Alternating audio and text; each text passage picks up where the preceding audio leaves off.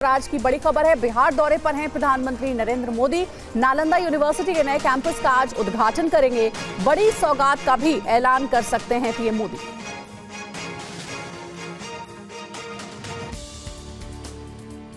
राजगीर में नालंदा विश्वविद्यालय के नए कैंपस के उद्घाटन पर करीब 17 देशों के मिशन प्रमुखों समेत कई प्रतिष्ठित लोग मौजूद रहेंगे। पीएम मोदी करीब 10:30 बजे विश्वविद्यालय परिसर का उद्घाटन करेंगे और एक जनसभा को भी संबोधित करेंगे। परिसर में 40 कक्षाओं के साथ 2 शैक्षणिक ब्लॉक हैं, जिनकी कुल बैठने की क्षमता करीब 1900 है। कैंपस में करीब 550 छात्रों की क्षमता वाला एक छात्रावास है, जिसमें इंटरनेशनल सेंटर, एम्फी थिएटर समेत कई दूसरी सुविधाएं मौजूद हैं। और तीसरी बार प्रधानमंत्री बनने के बाद नरेंद्र मोदी अपने संसदीय क्षेत्र वाराणसी पहुंचे। पीएम ने काशी से किसान सम्मान निधि की 17वीं किस्त जारी की। पीएम मोदी ने बनारस की क्षेत्रीय भाषा में अपने संबोधन की शुरुआत की। पीएम ने लोकतंत्र के उत्सव को सफल बनाने के लिए बनारस के सभी मतदाताओं का आभार जताया। मैं बनारस के हर मतदाता का भी लोकतंत्र के एक उत्सव को सफल बनाने के लिए आभार व्यक्त करता हूं। पीएम मोदी ने 9.26 करोड़ लाभार्थी किसानों के खाते में सम्मान निधि की 20,000 करोड़ रुपए से अधिक की राशि जारी की। इनके बाद आएंगी उत्तर वाराणसी में मेहंदीगंज जनसभा को संबोधित करने के बाद पीएम मोदी ने काशी विश्वनाथ मंदिर में पूजा अर्चना की। इससे पहले उन्होंने गंगा आरती की और रोड शो में भी हिस्सा लिया। मोदी जनसभा स्थल से 8 किलोमीटर का रोड शो करते हुए दशाश्वमेध घाट पर पहुंचे। यहां उन्होंने सीएम योगी के साथ 15 मिनट तक गंगा आरती की। पीएम मोदी ने बाबा विश्वनाथ की पूजा अर्चना कर आशीर्वाद लिया। इस दौरान प्रधानमंत्री के साथ राज्यपाल आनंदीबेन पटेल भी मौजूद रही। मुख्यमंत्री योगी आदित्यनाथ ने प्रधानमंत्री मोदी को स्मृति चिन्ह भी भेंट किया।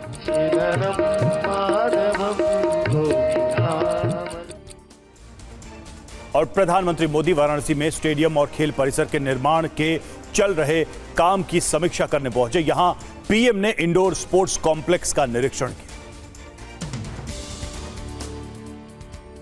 वाराणसी दौरे पर देर रात पीएम मोदी ने शीघ्र स्टेडियम का औचक निरीक्षण किया। यहां इंडोर स्पोर्ट्स कॉम्प्लेक्स पहुंचकर उन्होंने पुनर्विकास कार्य का जायजा लिया। पीएम मोदी ने निरीक्षण के बाद सोशल मीडिया प्लेटफॉर्म एक्स पर पोस्ट कर कहा कि काशी के डॉक्टर संपूर्णानंद स्पोर्ट्स स्टेडियम में प्रगति की समीक्षा की। इस स्टेडियम और स्पोर्ट्स कॉम्प्लेक्स से काशी के युवाओं को बहुत मदद मिलेगी। बता दें कि शीघ्र स्टेडियम के पहले चरण का काम पूरा हो चुका है। दूसरे और तीसरे चरण का काम जुलाई तक पूरा होना है। विधानसभा की तैयारियों में जुटी बीजेपी। बड़ी खबर है, दिल्ली में Maharashtra Jharkhand BJP core committee की बैठक। अमित शाह, नड्डा के साथ ये बैठक हुई है।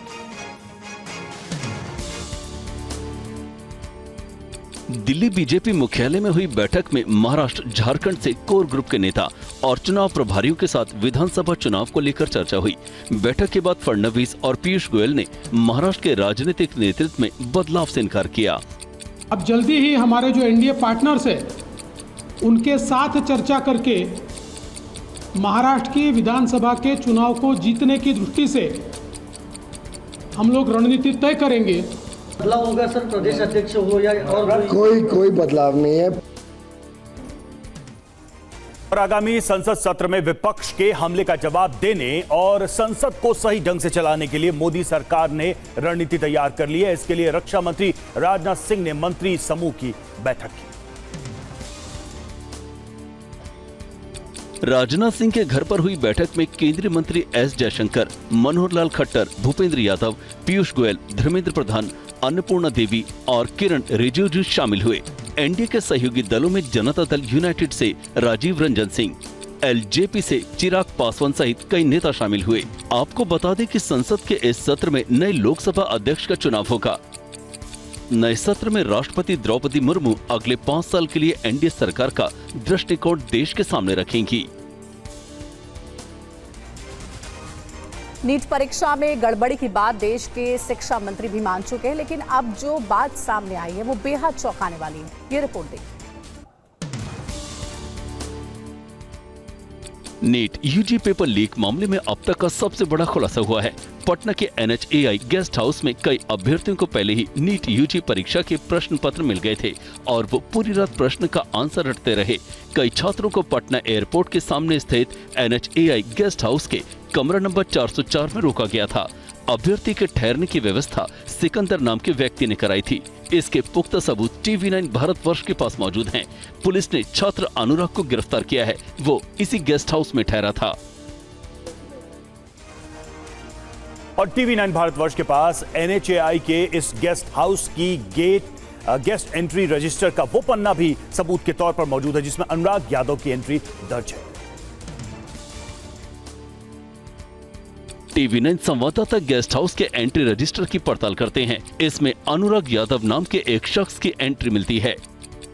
अनुराग यादव का ये मोबाइल नंबर है। 12:40 PM यानी कि 4 मई की 12:40 रात में ये यहाँ पर एंट्री इसका किया गया है और ये सब कुछ यहाँ पर अनुराग यादव का साइन किया हुआ है। रुकिए 1 मिनट, क्या बात है बताइए, और कौन है यहाँ पर? बिना इंचार्ज के कुछ हम नहीं बता सकते कुछ भी। आप हमको दिखा नहीं सकते हैं कौन यहाँ पे रुके थे? फिलहाल पुलिस अनुराग को गिरफ्तार कर चुकी है। नीट पेपर लीक मामले में एक मंत्री की भी एंट्री हो गई है। ये मंत्री कौन है, इसका खुलासा अब तक नहीं हुआ है। TV9 भारतवर्ष को गेस्ट हाउस के 2 अलग-अलग रजिस्टर से कुछ पन्ने मिले हैं। इनमें आरोपी छात्र अनुराग ने रेफरेंस में किसी मंत्री और उसके रेफरेंस लेटर नंबर 440 का जिक्र किया है। पक्के रजिस्टर में जब TV9 संवाददाता ने दूसरे पेज की पड़ताल की तो वहां आरोपी छात्र अनुराग ने रेफरेंस में मंत्री जी लिखा था, साथ में लेटर नंबर 440 दर्ज था। कुछ ऐसा ही कच्चे रजिस्टर में भी दिखा। यहाँ अनुराग यादव के चेक इन और चेकआउट की डिटेल थी। इसके साथ यहाँ भी मंत्री जी और लेटर नंबर 440 का जिक्र था। और विधानसभा चुनाव से पहले हरियाणा में कांग्रेस को झटका। विधायक किरण चौधरी का पार्टी से इस्तीफा। किरण चौधरी की बेटी श्रुति चौधरी ने भी पार्टी छोड़ी। दोनों नेता आज बीजेपी में हो सकते हैं शामिल। किरण चौधरी लोकसभा चुनाव में टिकट बंटवारे को लेकर कांग्रेस नेतृत्व से नाराज चल रही थी। कांग्रेस से 4 दशक पुराना नाता तोड़ किरण अगर बीजेपी में शामिल होती हैं, तो उससे हरियाणा में पार्टी को बड़ी बढ़त मिल सकती है, जहां चुनाव में कुछ ही महीने बचे हैं। हरियाणा के पूर्व सीएम बंसीलाल की पुत्र वधू किरण चौधरी को कांग्रेस के वरिष्ठ नेता भूपेंद्र सिंह हुड्डा का चिर प्रतिद्वंदी माना जाता है।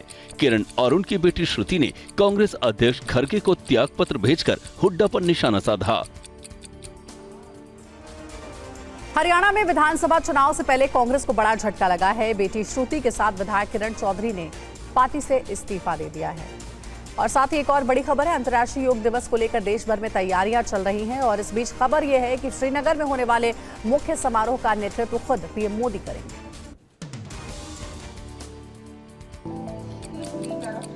अंतर्राष्ट्रीय योग दिवस का मुख्य समारोह 21 जून को श्रीनगर के शेर कश्मीर अंतर्राष्ट्रीय सम्मेलन केंद्र में आयोजित किया जाएगा। आयुष राज्य मंत्री स्वतंत्र प्रभार प्रताप राव जाधव से मिली जानकारी के मुताबिक पीएम 20 जून से ही श्रीनगर के दौरे पर होंगे। तीसरी बार शपथ लेने के बाद ये पीएम मोदी का पहला जम्मू कश्मीर दौरा होगा। इससे पहले मार्च 2024 में श्रीनगर के बख्शी स्टेडियम में पीएम ने जनसभा की थी। पीएम मोदी के इस दौरे को लेकर श्रीनगर में तैयारियां पुख्ता हैं। और आरएसएस के प्रचारक सतीश कुमार ने जयपुर में स्वदेशी जागरण मंच के कार्यक्रम में कहा, अब छोटा नहीं बड़ा परिवार सुखी परिवार है। बड़े परिवार की पैरवी करते हुए सतीश कुमार ने कहा, पहले कहा जाता था कि छोटा परिवार सुखी परिवार, लेकिन अब हम कहते हैं बड़ा परिवार सुखी परिवार। पहले बोलते थे छोटा परिवार सुखी परिवार, अब हम कहते हैं नहीं बड़ा परिवार सुखी परिवार। 2 या 3 बच्चे घर में रहते अच्छे, घर को रखते अच्छे, देश को रखते अच्छे। इसलिए 5-6 हो ये अभी मैं नहीं कह रहा हूं, लेकिन 2 या 3 जरूर हो। बिहार में एक बार फिर से उद्घाटन से पहले पुल के ध्वस्त होने का मामला सामने आया है। इस बार अररिया जिले के सिकटी में बकरा नदी पर बना पुल धराशायी हो गया। बताया जाता है कि बकरा नदी पर बने इस पुल का उद्घाटन किया जाना था, लेकिन इससे पहले ही करोड़ों की लागत से बना यह पुल धड़ाम से गिर गया। ये पुल सिकटी प्रखंड क्षेत्र के पडरिया घाट पर बना था, जिसकी लागत 12 करोड़ थी। कल पुल के 3 पिलर नदी में धंस गए और फिर पुल नदी में गिर गया। पुल गिरने की खबर प्रदेश में आग की तरह फैल गई। आनन फानन में पुल निर्माण करने वाली एजेंसी और प्रशासन के लोग तुरंत मौके पर पहुंचकर जांच में जुट गए। और बिहार के अररिया में पुल गिरने के बाद अब सियासत शुरू हो गई है। आरजेडी ने कहा सुशासन के दावों की पोल खुल रही। बिहार के अररिया में 12 करोड़ की लागत से बन रहे निर्माणाधीन पुल गिरने के बाद केंद्रीय सड़क परिवहन मंत्री नितिन गडकरी ने कहा, ये पुल बिहार सरकार के अंतर्गत है, इसका केंद्रीय सड़क परिवहन मंत्रालय से कुछ लेना देना नहीं है। वहीं पुल गिरने के बाद आरजेडी राज्य सरकार पर हमलावर है। कई तरह के जो घोटाले होते हैं, जिस तरह से अनियमितताएं होती है निर्माण में, इन सारे चीजें जग जाहिर है कि सरकार सिर्फ एक कहा जाए ना कि विकास का जो ढोंग रास्ता है। पंजाबी सिंगर सिद्धू मूसेवाला की हत्या का मास्टरमाइंड कुख्यात गैंगस्टर लॉरेंस बिश्नोई का 17 सेकंड का एक वीडियो कॉल वायरल हो रहा है। वीडियो में लॉरेंस पाकिस्तानी डॉन को ईद की बधाई दे रहा है। माना जा रहा है कि ये वीडियो 16 जून का है। लॉरेंस अभी अहमदाबाद के साबरमती जेल में बंद है।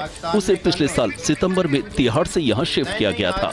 वीडियो के सामने आने के बाद एजेंसियां अलर्ट हो गई हैं। वहीं जेल अधिकारी ने दावा किया कि वीडियो का बैकग्राउंड साबरमती जेल का नहीं है। लॉरेंस अगस्त 2023 से हमारी कस्टडी में है और ये वीडियो तब किससे लेके अब तक का कोई नहीं है, वो मैं इंश्योर हूँ, क्योंकि उसका जो बैकग्राउंड है उसको भी देखकर हम बता सकते हैं कि ये हमारी जेल का बैकग्राउंड है। राजौरी गार्डन के बर्गर किंग में ताबड़तोड़ फायरिंग। रेस्टोरेंट में हुई फायरिंग में एक शख्स की मौत। मामले की जांच में जुटी है दिल्ली पुलिस।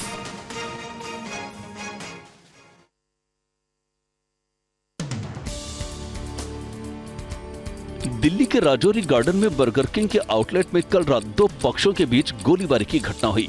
गोलीबारी के दौरान एक शख्स की गोली लगने से मौत हो गई, जिसके बाद दोनों गुटों के बदमाश वहां से फरार हो गए। सूचना मिलते ही पुलिस और क्राइम टीम मौके पर पहुंच गई। बताया जा रहा है कि रेस्टोरेंट के अंदर करीब 15 राउंड फायरिंग हुई थी और एक व्यक्ति की इसमें मृत्यु हुई है। उस व्यक्ति की आइडेंटिटी एस्टैब्लिश करने के लिए और बाकी जो लोग जिन्होंने इस वारदात को अंजाम दिया है उनकी पहचान करने के लिए टीमों का गठन करके और हम लोग उस पर काम कर रहे हैं। और एक बड़ी खबर है, पुणे में एक और सड़क हादसा हुआ है। पोर्शे कांड के बाद मर्सिडीज कार ने एक शख्स को कुचला। हादसे में बाइक सवार की मौत।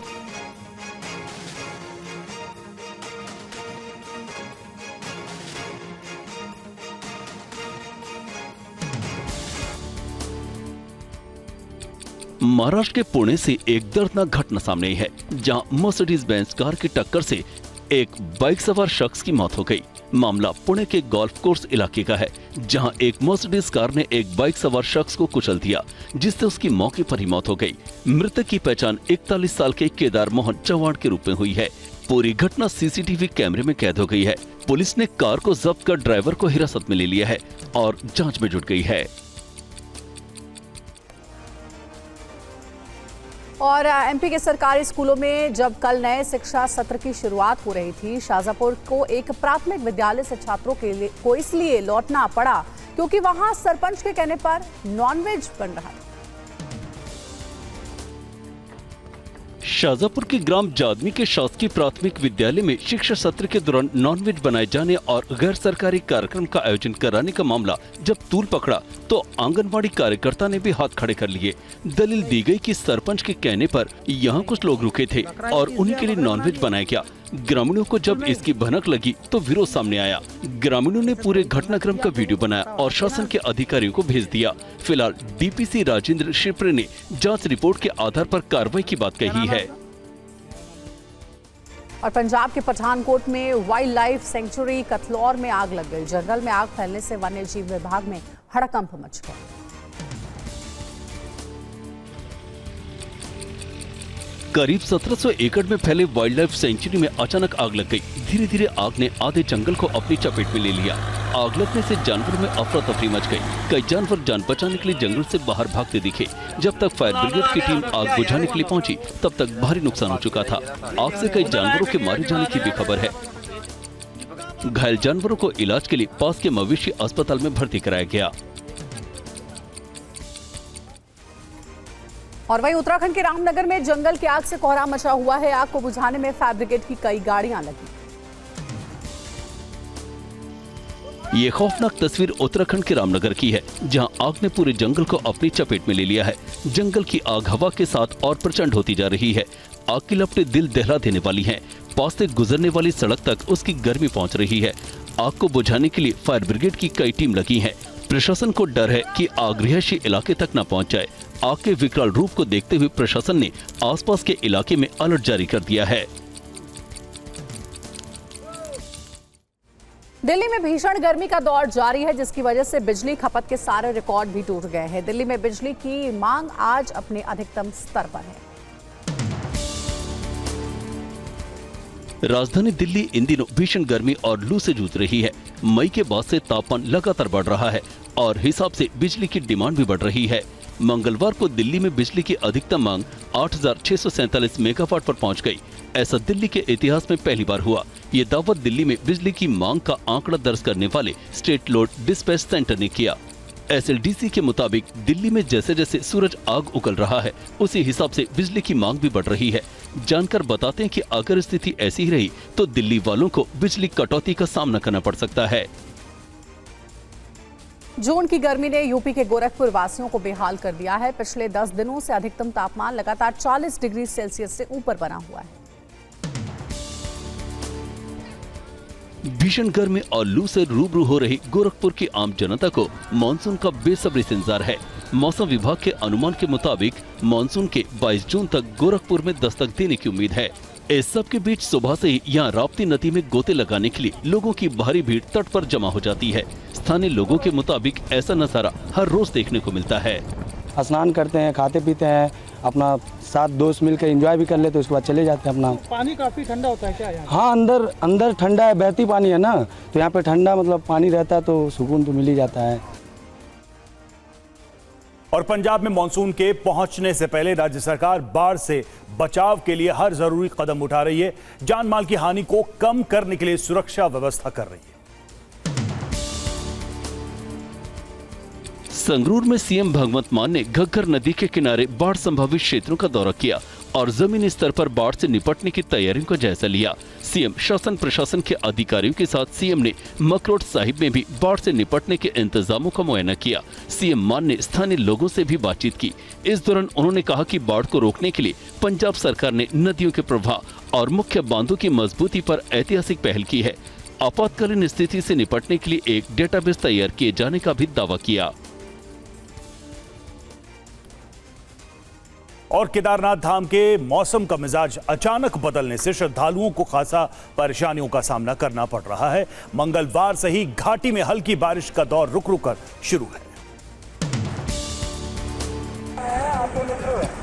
केदारनाथ धाम में एक बार फिर मौसम में भारी परिवर्तन देखने को मिल रहा है। स्थानीय प्रशासन के मुताबिक मंगलवार 3 बजे के बाद अचानक यहां के मौसम में बदलाव देखा गया। चारों तरफ घना कोहरा छा गया और घाटी में बारिश शुरू हो गई। केदारनाथ धाम और उसके आसपास बारिश से निचले इलाकों के तापमान में भी भारी गिरावट दर्ज की गई। हालांकि यात्रा के मार्ग में बारिश से हो रही फिसलन को दूर करने की व्यवस्था की गई है, फिर भी श्रद्धालुओं को खास परेशानी हो रही है। दक्षिण पश्चिम मानसून के पूर्वोत्तर भारत में सक्रिय होने से मेघालय के 6 जिलों के 42 से ज्यादा गांव प्रभावित हैं। अब तक सबसे ज्यादा बारिश पश्चिमी गारो हिल्स में दर्ज की गई। मेघालय राज्य आपदा प्रबंधन प्राधिकरण के मुताबिक दक्षिण पश्चिमी मानसून से पश्चिमी गारो हिल्स में भारी तबाही हुई है। मूसलाधार बारिश के बीच लोगों की जद्दोजहद से भी हालत का अंदाजा लगाया जा सकता है। मूसलाधार बारिश से गारो हिल्स समेत मेघालय के 6 जिलों में 36 से ज्यादा इंफ्रास्ट्रक्चर को नुकसान पहुंचा है। करीब 4.45 हेक्टेयर से अधिक भूमि में फसल बर्बाद हो गई है। मूसलाधार बारिश से सड़कों पर जल भराव और लैंडस्लाइड की कई घटनाएं सामने आई हैं। कई गांवों के बीच संपर्क टूटने और बिजली ठप होने की भी खबर है। और देश भर में छात्रों की परीक्षा आमतौर पर हर सेमेस्टर में ली जाती है, लेकिन सूरत की यूनिवर्सिटी में एक ऐसा नियम अपनाया है जिसमें छात्र जब चाहे तब परीक्षा दे सकते हैं। केंद्र सरकार की न्यू एजुकेशन पॉलिसी पर अमल करते हुए सूरत की यूनिवर्सिटी ने ऑन डिमांड परीक्षा की शुरुआत की है, जिससे अब छात्रों को परीक्षा देने के लिए महीनों तक इंतजार नहीं करना पड़ेगा। इससे दक्षिण गुजरात में पढ़ने वाले 2 लाख छात्रों को फायदा मिलेगा, जिसमें शिक्षा के साथ साथ परीक्षा में छात्रों के समय को भी ध्यान रखा जाएगा। राष्ट्रीय शिक्षा नीति के अंतर्गत ही हमने ये शुरू किया है। जब बच्चे को जब चाहता है, जब बच्चे को जब सुविधा रहती है, अनुकूलता रहती है, तब वो बच्चा उनकी एग्ज़ाम दे सकता है। इसीलिए उसका नाम भी ऑन डिमांड एग्ज़ाम है। भारतीय जैवलिन थ्रोअर नीरज चोपड़ा ने पावो नूर्मी गेम्स में खेलते हुए मंगलवार को इतिहास रच दिया है। उन्होंने पहली बार इस टूर्नामेंट में गोल्ड मेडल अपने नाम किया।